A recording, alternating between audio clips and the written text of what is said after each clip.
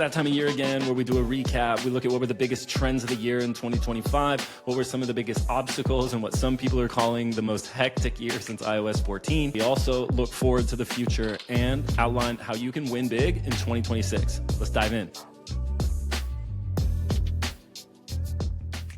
Two of the big things this year were meta volatility, which a lot of people just couldn't avoid. Some people were still out there winning, but on X, on LinkedIn, on a lot of the social platforms, you're seeing probably even in your group chats, people murmuring about just why performance is just out of control, things diving off. We saw bugs where budgets were being spent up to 100% in a matter of minutes. It's just getting kind of wild. And the second thing is AI.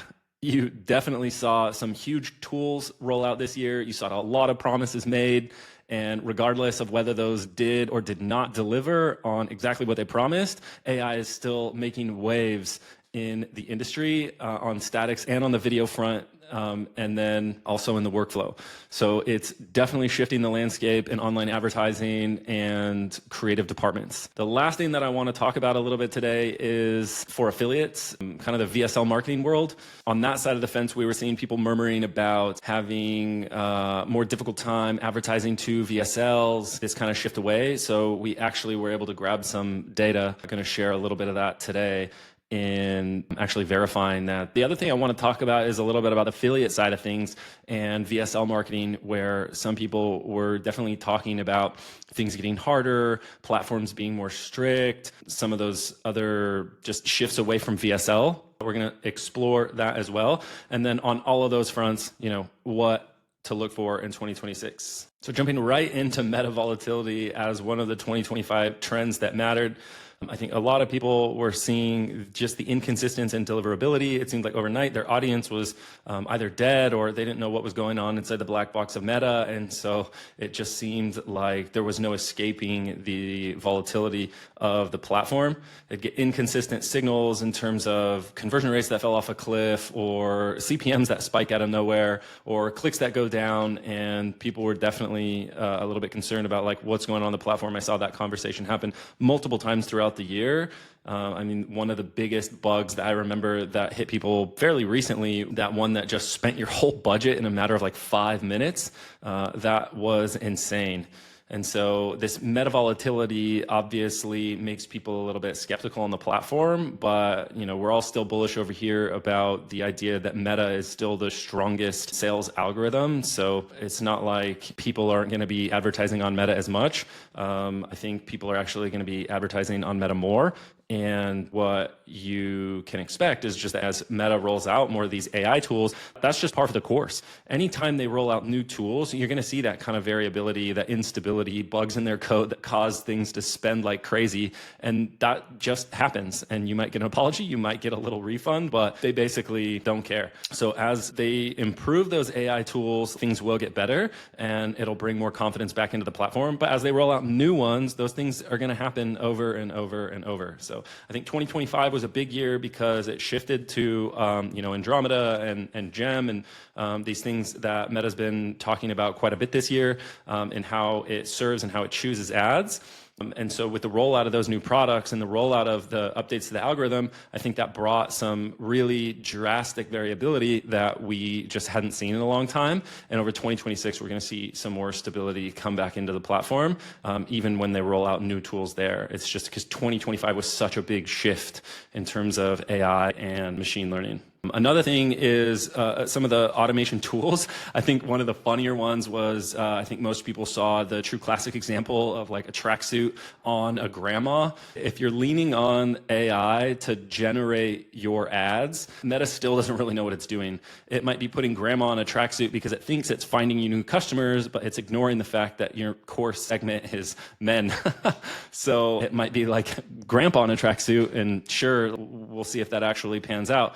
But I think the AI is still hallucinating in its intention to go seek out new audiences or generate like full new ads that might identify with a new segment. So that's definitely one that will, I think, improve over the year. But I'd say for now, it doesn't make sense to use it. You still need humans involved, and it's probably better to leverage AI tools that can create those AI images rather than dropping in your images and letting Meta make its own stuff. So that's my take on it. And then speaking to AI, this year was massive for AI. If you weren't seeing that, you either are just super new to the industry or you were under a rock, because basically everywhere you turn, it's AI this, AI that. Comment below to get my AI workflow. It can analyze hooks. It can be your creative strategist. Motion rolled out new tools, the AI creative strategists, and there was standalone tools. We saw big improvements to ARC ads and HeyGen, and even someone I'm not going to name that had a big backlash because they were promising the world but weren't really able to deliver because that tool was basically built on the top of all of the other tools. So it wasn't like they really had much going on that was too unique, and people felt like they got kind of scammed because the promise wasn't there.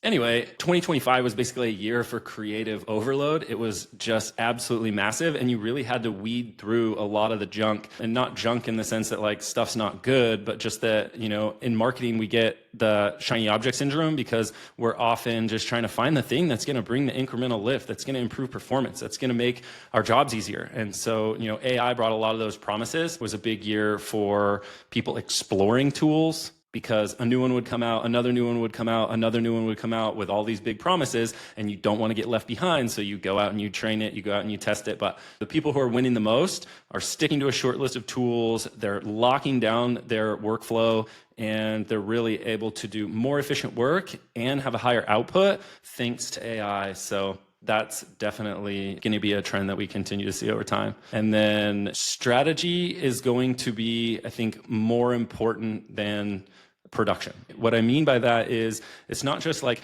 using AI to produce something, but it's having an intentional strategy. Like I said, the people who are winning, they've got that dialed workflow. They know exactly how they're using it, and they're not being distracted by the other tools that come out. You definitely want to go out and you want to test those things, but you're not bringing something into your workflow. So if you think about dialing down the exact system that you have, the exact workflow that you have using those AI tools. And then if you see a new tool come out or an upgrade to a specific model that you want to go test and see if it's better. For example, you're using Midjourney, but Nano Banana Pro just came out and you want to go test that. You're definitely testing it and seeing how robust it is before you go plugging it in or doubling down on using it. And that's definitely going to be the way forward with creative. Another trend that we saw this year, speaking of strategy, is the demand for creative strategists is exploding. I think creative strategist is probably the biggest buzz role in the industry right now, because creative diversity and creative volume became really big topics of conversation this year, which is another thing we'll get to. But within that, if you lack strategy and you think that like just purely producing more creative is going to save you, because if the game is all about creative volume, then you just do more, right? But you're doing micro iterations.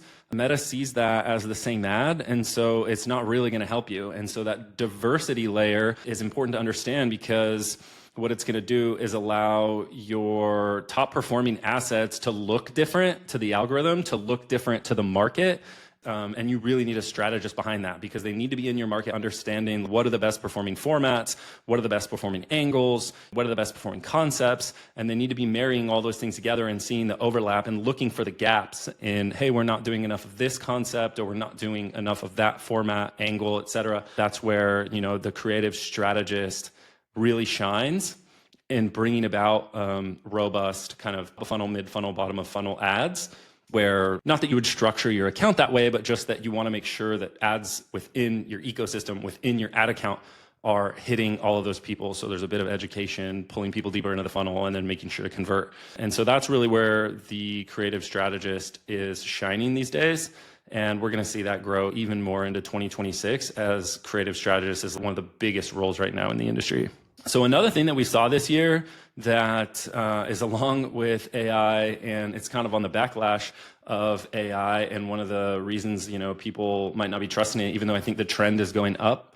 Recently, I saw a poll that said people trust AI roughly 26% more than they did about 6 months ago. People are just getting used to this. This is all still fairly new. In our industry, people are super deep in it, but if you think about, the general public, it's something still very new that people are just dipping their toes into, and they're not using it to like optimize their life and optimize their job. They're asking it questions as if it is just a smarter Google. I think the backlash on creative and something that caused people to kind of think twice about trusting, especially video ads, was deepfakes. And there was like a really big boom in a direct response e-commerce brand that I'm not going to name, that they did a bunch of deepfakes with doctors, got a bunch of initial traction about how this one really simple supplement can overcome like a lot of really common pain points. And props to them. I think they, last 12 or 16 months or 18 months, something like that, they did over 9 figures in revenue. So, amazing movement of product in conversions. But,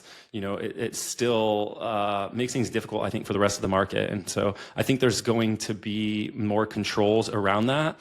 Just the way a couple years ago we saw Meta crack down on research, and you had like third-party fact verifiers, something like that. I think we're gonna start having that same thing for deepfakes, because trust just collapsed. And you can see, as I said, that research indicates that it's like trending up again. But authenticity is going to be really important. And as we continue to use more AI avatars, it needs to look more authentic. So yeah, you might take a real person and then like make a different persona, making somebody age up or a different ethnicity or what you want, but maintaining, I think, a layer of authenticity even when it's fake, instead of just trying to make it seem like a real person, so you're ripping off authority and credibility and then just stuffing words in their mouths using deep fakes so that it seems like celebrities or real MDs and things like that are saying things about your product that they never said. A bunch of legal issues there that we don't need to unpack. Yeah, so moving on to the last topic that I wanted to touch on, there was a little bit of this shift in kind of the affiliate vendor world, what I would say is like the VSL marketing world. These are like higher AOV products, typically around like 250 front-end AOV. Yes, like watching, it's an ad that's typically product bind, clicking off platform to like a 30, 45-minute video. And in the past, these have been really strong. Part of our portfolio is these types of clients, which is why I want to speak to it. But, people were also, similar to talking about how Meta is getting more difficult, people were talking about how VSLs are getting more difficult, especially affiliates and vendors. Affiliates wanting higher CPAs because they need high AOVs to make things work, because platforms are so much more expensive, that the overlap of all of those factors made things more difficult. One thing I kept hearing was like, people are less willing to test. They want to know that something's going to work if they're going to invest in it. And like, kind of makes sense. You don't want to just go lose money, but because the platform got more difficult, they're not as willing to put up a little bit of capital to see how close something is, especially if they're going to run into compliance risks or, higher CPMs, their clicks cost more, and they can't test at low budgets as efficiently. Now, that all makes sense, but I think there's like a layer beneath there that we'll get into a little bit deeper with the 2026 predictions. But I think it goes back to what I mentioned about deepfakes in the trust collapse. These deepfakes also overlapped with the VSL world, and some advertisers actually got banned from affiliate platforms because of this situation. Yeah, another reason to stay away from deepfakes. But the idea there is, when we take it a layer deeper, I think in order to maintain that trust, the authenticity I talked about, the credibility, real MDs, things like this.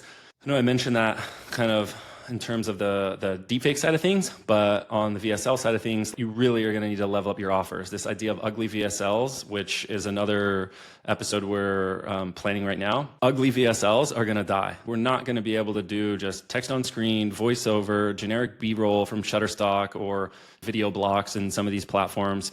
Great platforms, but it's overdone. And I think the market is educated enough at this point, after a few years of really healthy spend on DSLs and pretty good market share, that we've even seen some data from Meta on this, that now it's declining. It definitely is declining because people are burned out on it. But where I see VSLs still succeeding in our portfolio is the ones that have a real doctor and still do create a relationship with their customers, so a better customer experience, maybe a little bit lower AOVs because they're not forcing as hard on the upsells, and they're making it work. If you look at platforms, I think Meta is starting to skew toward kind of like what's going on with TikTok. People know that in TikTok shops, the lower AOVs are what convert the best.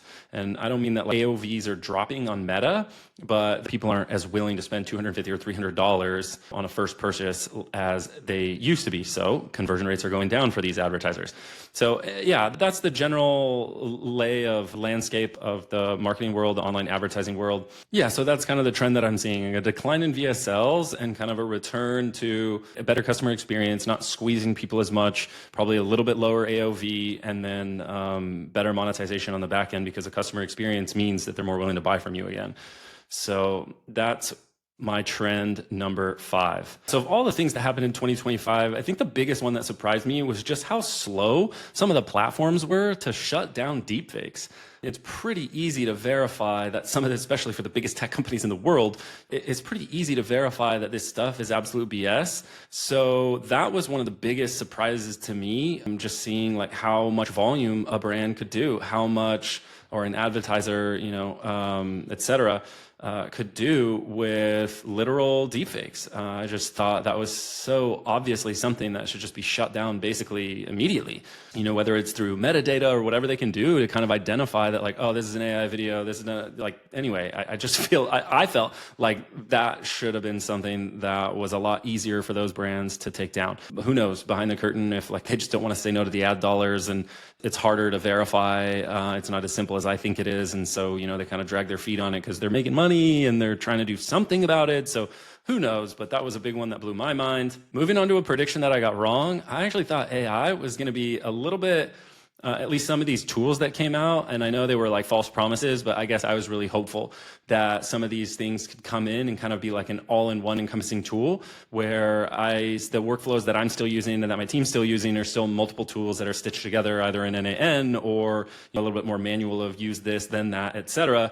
And, I was really hopeful that something could come in and you drop in all the context that you need, you drop in assets, and it could spin up stuff for you, which exists, but not as end-to-end as I expected it. So that's definitely something that I got wrong, and I'm going to be looking for into the future as it simplifies the whole workflow of things. So I would like to see that in 2026. We'll see. AI workflow challenges that I didn't anticipate were kind of like almost like coding. I feel like the way I definitely had to level up my skills in terms of how I fed context into N8N and, doing the integrations and things like that. That's not so big of a deal because it was just unexpected and I didn't have that experience. I guess to try and give one more AI workflow challenge that I didn't anticipate, I would say it was probably how AI can hallucinate. Not only on information, but sometimes on image outputs, that because of the history the memory within a specific chat, it would sometimes totally ignore your instructions and pull things from previous instructions because it just wouldn't start over. So it was better to just go start a new chat. So I guess that's kind of 2 AI workflow challenges. One being having to level up almost like dev skills, and then 2, needing to start over from 0 instead of thinking that memory helps the AI as you continue through a chat. Sometimes better to just start from 0. And then the creative diversification struggles that we went through, I know specifically that I had my eye on, were just because we've always been about volume. We've always done a great amount of volume and been able to push a lot of tests. But as the algorithm and Andromeda started identifying things that overlap by 70% as basically the same thing, and I think they tag it with the same ID, I forget exactly what it was called, like an identifier for the asset, that we have to make things look more drastically different. And so we started leveraging AI for that more, and then also different talent, different settings, different things like that. And so there's obviously costs that come with it, but those were some of our struggles. Speed of turnaround for the diversification of specific angles, concepts that we already have that are working is obviously you want to double down on those as fast as possible after you identify a winner. Yeah, so that's a little bit of just what I saw, what I got wrong, kind of, what I expected around the industry. And now I want to move on to kind of some tactical takeaways of what you can do now given the information that I was just talking about. So on to creative, it's obviously increased diversity. It's reduced the sameness. You need to be analyzing things weekly to identify those creative signals of what are your best angles, who are your best avatars. That's the thing, avatars or personas, thinking about talent and having a pool of talent within a specific persona for your brand. And then also hiring strategists. That's definitely a big one. And then the last thing on the creative front is the strategist role. You've got to fit in the strategist role or adapt a role that you have for the strategist and really identify what are those clear deliverables, what are their responsibilities, and then fit that into the pod structure and the workflow so that you can get diversity up, you can get sameness down, you can have somebody reviewing those signals, and it's like that main POC, your whole creative strategy. On the AI side, spend a lot more time building context, putting things into a workflow, and then just iterating. Understand that it's all a test. I think what 2025 had and what I mentioned about the platforms that were promising the world is that we wanted something to just be able to do the thing. And so end-to-end finished, whatever it is, was definitely a sexy thing to come to the marketplace this year. And so build the context, work extra hard on the context, give as much information as you can, be very specific, build that workflow, and then iterate on it. That's that last piece, iterate on it. Don't expect it to be a perfect outcome the first time. And as good as it gets, it can always be better. So make sure that you're iterating on a consistent interval. You know, if you do that monthly or quarterly, make sure you're testing those other tools, as I talked about earlier, and then bringing them back into your system. And remember that AI is an amplifier. It's not a replacement. You have to use it to amplify your team and to give those A players the right tools so that they can be more efficient and get more done, not just because using it as is just kind of like a smarter Google. Onto the media buying side, I think we get automation for stability, cost controls and rules, and some of these things that we're seeing on the automation side definitely are going to bring stability to accounts. But you know, there's this pendulum of like, oh, give the platform all the control, and then we take it back. And I think the human judgment and aspect of it is super important, especially for the context. You know, maybe you bake in AI to kind of analyze some of the data, but you're still bringing in a human to evaluate and analyze the AI's analysis. So on the media buying side, I think it's really bringing human controls back into it. And if you're already on that, then you're winning. And if you were giving some of the tools and platforms a little bit too much control, rein it in, you know, your team, hands on keyboard, and bring a person back into the media buying. Now, for affiliates, get prepared for lower AOVs and look for working with vendors that have more polished VSLs.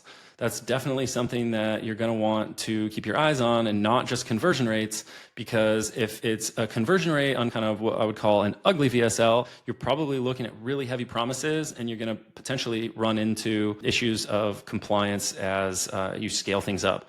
So if you're out there looking for really high CPAs and that's what you want because you think the platforms are just too hard and too expensive, you know, maybe look for something that has a little bit lower AOV and a really polished VSL that you can work on, and that's still going to be profitable because people are more willing to purchase on a little bit of a lower AOV, and they're more willing to purchase on, and they're more willing to purchase from a VSL that has a credible authority. So you can assume that those things are going to impact down the line a higher conversion rate, right?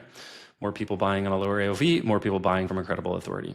And then the last thing is like, you have to figure out the AI workflows. There's some really high level guys doing some cool stuff in the affiliate world that are churning out tons of creative and building their own customer tools. So if you're not getting into vibe coding and you're not getting into AI creative, do that now, because the name of the game is creative testing on the affiliate side. So make it happen. Better to level up now than turn into a dinosaur. So looking at the macro predictions of 2026, what is next year going to look like?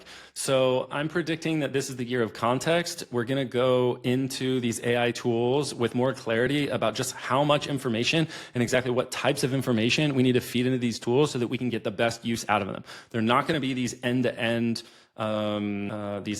tools that like end-to-end outputs where, you know, you can give it a simple prompt and it does exactly what you want. It needs a lot of information to get pushed in the right direction. That means richer inputs. So not that we're all going to have to become prompt engineers, but we are going to have to understand, and the tools will evolve, so they'll get smarter as well, but we need to understand exactly how to develop clear context for it to work within specific parameters and focus on the right information to give you a really dialed output. And then going into like the predictions for the platforms, I kind of mentioned this, but I definitely see the pendulum swinging back, and I see humans taking more controls back from the platforms, and a skill gap widening there where your traditional media buyers who used to just do media, they're going to need to learn creative because things have gotten a little bit easier, but they are still going to need to be hands on keyboard and can't just like launch a campaign and turn things over to like auto budget rules and auto budget increases and things like that as if it's full automated after you launch a campaign. You definitely should still be in your accounts,